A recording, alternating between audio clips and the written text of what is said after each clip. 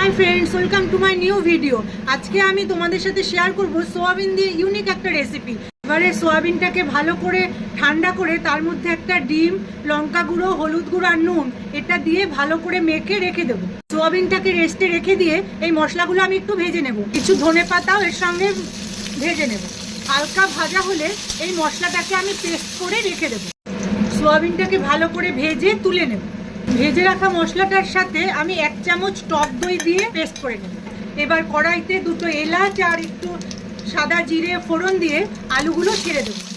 এবারে বেটে রাখা মশলা আর নুন দিয়ে ভালো করে কষিয়ে নিচ্ছি। তারপর হলুদ গুঁড়ো, জিরে গুঁড়ো, লঙ্কা গুঁড়ো, মতো মিষ্টি এই দিয়ে আরও ভালো করে কষিয়ে জল দিয়ে দেবো। মশলা থেকে তেল ছেড়ে গেছে, এবার সোয়াবিনটা ভালো করে মশলার সাথে মাখিয়ে নেব।